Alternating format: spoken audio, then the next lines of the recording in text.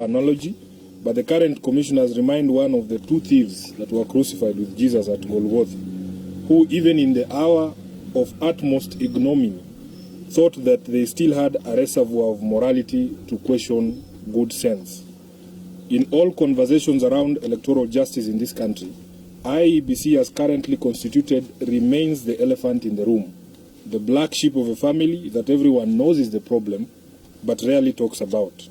It is therefore shocking that it can abrogate itself the responsibility in problems that are its own creation.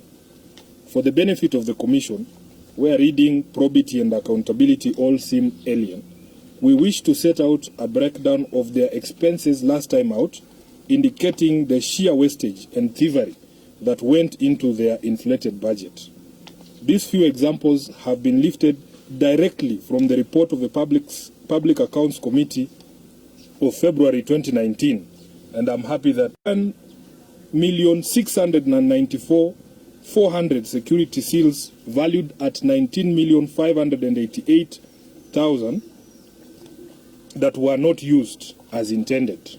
Number 3, the Commission purchased 149,640 GB extra data bundles valued at Kenya shillings 127,625,000, which were eventually not used. A further Kenya shillings 1.8 billion worth of data was found to have been wasted after the Commission failed to factor in the correct technical specification during procurement of the same. Number 4, the Commission incurred unnecessary legal expenses amounting to Kenya shillings 200 million, directly attributable to the Commission's incompetence. Number 5, the Commission procured an Oracle database and security solution worth 273 million shillings, which it did not use. The Commission further purchased 31,928 additional SIM cards for use in the repeat election of October 26, 2017.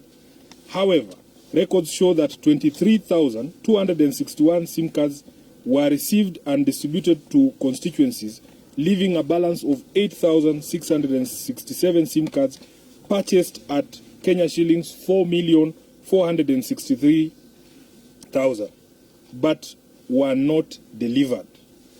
Further, the Commission's account balances reflected in the financial statements for the year ended 30th June 2017 differed with the ledger balances. Variances totaling 631 million shillings were noted on various heads, with Chebukati and Company offering no explanation for this material anomaly.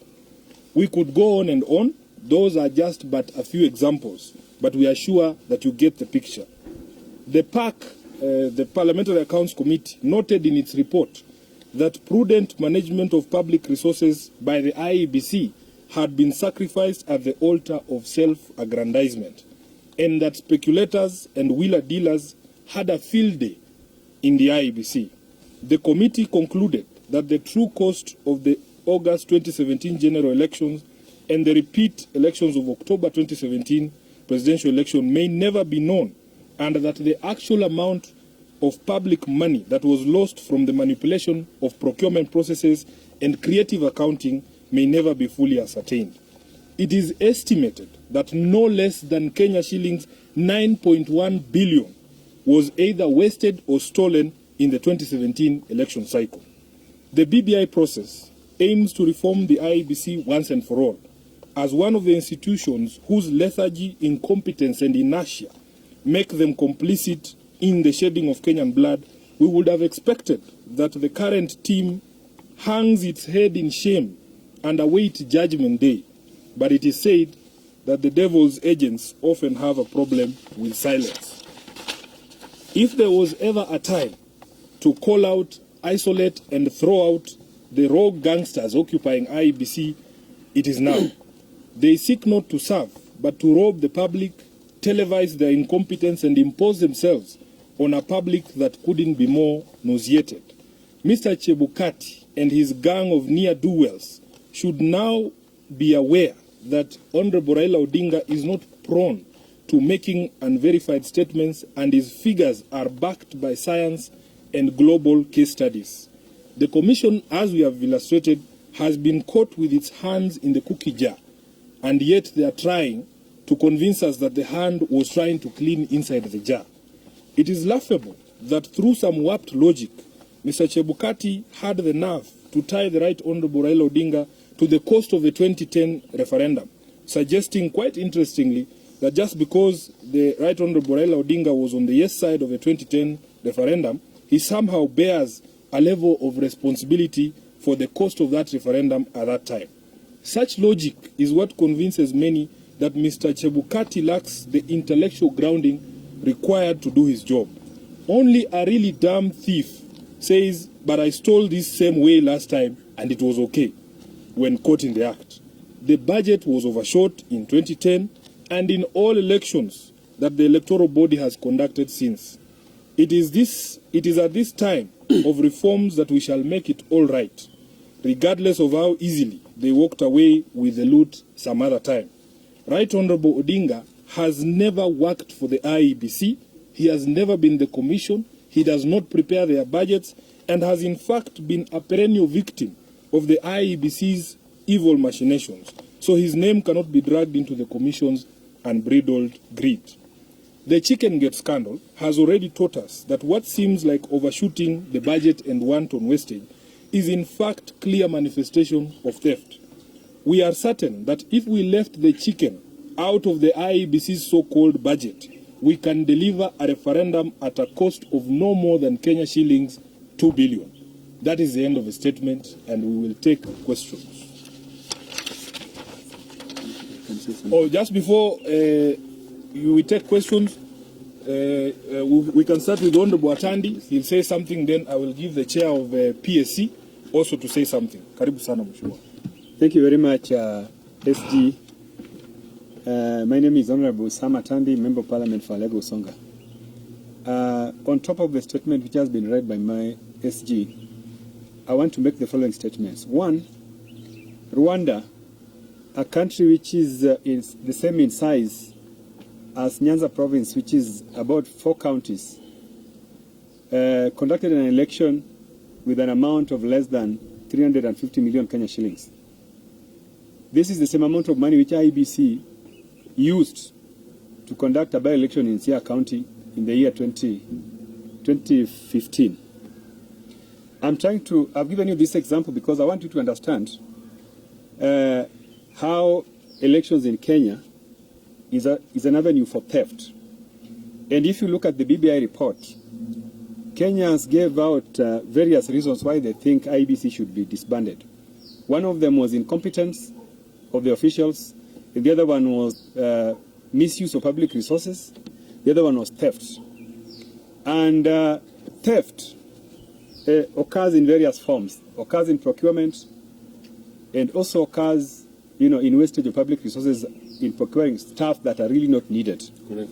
I want to give you an example. In 2013, there was a stalemate when Issa Kassan and Mr. Swago disagreed on how to procure BVR kits for the elections in that year. And Kenya government decided to go into an arrangement which is called government to government. And the election materials were procured in that manner. In the process, if you look at the estimations which were given by Mr. Swago, vis-a-vis what the government ended up using to buy the equipment, government saved almost 4 billion shillings in the process. Therefore, what we are trying to tell Chebukati is that Kenyans have already said they have no confidence in him. They have no confidence in him because of the reasons I've given you. Lack of confidence emanating from incompetence and theft and corruption. Therefore, this is not the same person who again wants to lecture us on, how best or how cost-effective Kenyans can be able to do a referendum. I want to say that we are going to do a referendum, and ODM experts are going to help Chebukati just to help the process to move on, because thereafter, he's going to be out of the office. And so we don't want him to be a stumbling block to what Kenyans really want to do. And lastly, Mr. Chebukati is the most incompetent electoral official that this country has seen. When we had those stalemates at Bomas, because I was there, we had this guy who was going around, mumbling, unable to pronounce himself, unable to explain himself.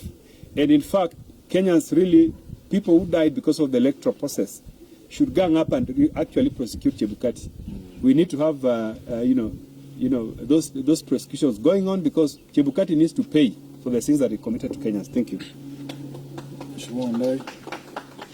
Let me say something. Firstly, in my capacity as the party's Secretary for Political Affairs, and of course, my other role in Parliament. I have seen Mr. Chebukati trying to hide behind the veil of independence of the Commission, which is provided for under Article 249 of the Constitution. But I want to say this, as a lawyer, you don't read the law selectively. Article 249 of the Constitution must be read together with Article 201 of the Constitution, which provides for the principles of public finance, management of public finance. And among other things, that article requires that public finance is managed in a manner which is transparent, accountable, and open to public scrutiny. And therefore, it really baffles us that when the public, as represented by the Right Honorable Raila Odinga, wants to interrogate the management of public finance by a public body, such as the Iebc, then the commissioners hit the roof through Chebukati. That is unacceptable. If you look at the report that has been quoted extensively, the report of the Public Accounts Committee, which was tabled in Parliament and adopted with minor amendments. In fact, the only amendments to that report were to do with the committee's recommendations that the IBC commissioners go home. The rest of the report remained intact, and I suppose you media people must have access to it. That report essentially indicted the IBC as it was constituted then, and even now. If it was in more advanced democracies, the Chebukati team would have gone home. Immediately the report was adopted by the National Assembly. Of course they didn't. But the question is, what logic is this? That since the 2010 referendum was supposedly, the cost of the 2010 referendum was supposedly inflated, and the cost of the 2017 repeat elections was also inflated, then the cost of the 2020-2021 referendum must also be inflated. That is the logic according to Chebukati. You see, it doesn't make sense. What we are saying is that the IBC has now demonstrated by its latest statement that it has got no capacity to be innovative. The mere fact that you wasted taxpayers' money in the past does not give you the leeway, the mandate, to continue wasting taxpayers' money. And therefore, the latest outburst by Chebukati must be condemned in very strong terms. And the attempt to bring in or drop in the name of the Right Honorable Raila Odinga in these shenanigans cannot be tolerated. Thank you very much. Asante sana. Kuna maswali, tutajibu haya maswali. Nimesikia mwenyekiti wa kamati ya wahasibu ndani ya bunge amezungumza, na mimi nitachukua maswali. Kuna swala lolote? Yes.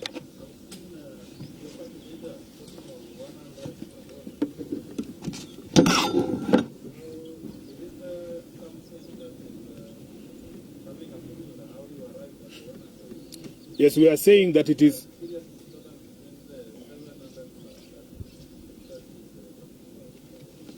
We have shown you, because even when you calculate the cost of an election, you calculate the cost per voter. What does it take for Edwin Sifuna to cast his ballot paper at a polling station?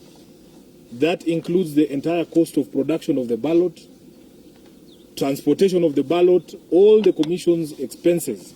And we have demonstrated to you by giving you excerpts from a report by Parliament itself. It was adopted by Parliament. Yes, yes. And we want to encourage members of the media. Yeah. When Kina Chebukati are talking and saying it is not possible to do elections at 2 billion, you must show them this wastage the way we have laid it here and the way it is laid in the report. How can a commission spend 400 million shillings to purchase a system that it does not use? And it is not one. Yeah. We have given you the example of the BVR IBM server infrastructure, the security seals worth 19 million. 19 million shillings is not peanuts. 400 million shillings is not peanuts. When they buy data worth 127 million shillings that they don't use, that is wastage and it is theft. When somebody is spending 273 million shillings for the Oracle database and then they don't use it, it tells you that these people expect that there is just money somewhere and that they can draw up fanciful budgets and Kenyans will just keep quiet. As Honorable Wandai has explained, the Constitution requires openness, transparency, and gives Kenyans a right to interrogate expenditure of all public monies, including in these so-called independent commissions. So I believe that if we sat down as Kenyans and decided that we are tired of carrying the burden of expensive elections in this country, it can be done. But when you see people insisting on doing the wrong things over and over, there is a hidden motive, and as we have said, if we can remove the chicken from the budget of Iebc, we can deliver an election at 100 shillings per vote. We have demonstrated. We have demonstrated by just cutting down wastage and theft, you can actually bring down the cost of elections in this country. Yes, Jeff.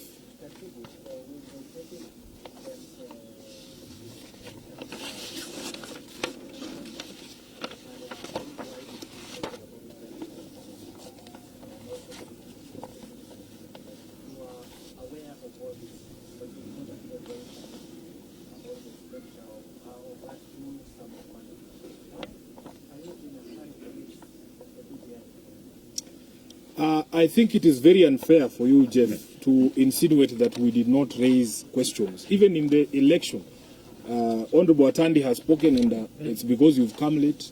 He has explained the instances. Even when government decided to go directly government-to-government deals, it saved us money, 4 billion shillings. We have raised this issue, and we are saying that we are never late when it comes to correcting things that have been done wrongly in the past. So now we are saying it is actually possible. I have never seen someone who's being told that we can actually save you money, resisting that they still want to waste public money, and yet the resources are limited.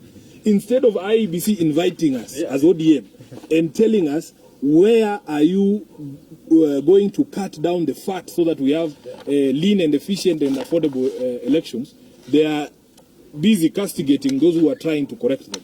So that is the position of the party. We believe that if we deal with the wastage, such as has been highlighted here, we should be able to have cheaper elections in this country.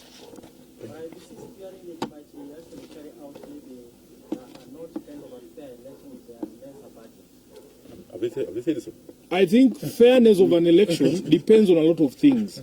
Money does not buy fairness. With all the money that they had, they still bungled the election. And after even the Supreme Court gave them an order, these are criminals. If you are a person who can be served with an order of the highest court in the land, and you disobey, these people belong in jail. They should not even be in office. So you cannot buy fairness with money. You need competence. And that is the biggest problem at IEBC. Thank you very much. I think we will leave it there. Yes. Those who have come now can keep the advice from the others. Yes, we had already had tea, so poleni sana ukichelewa kama Muluya unaweza pata uji, lakini lunch tayari imeisha. Wewe unachelewa. Sisi tulikwambia sisi huwa tuna keep time. Yes, hii ni bila hiyo ndio.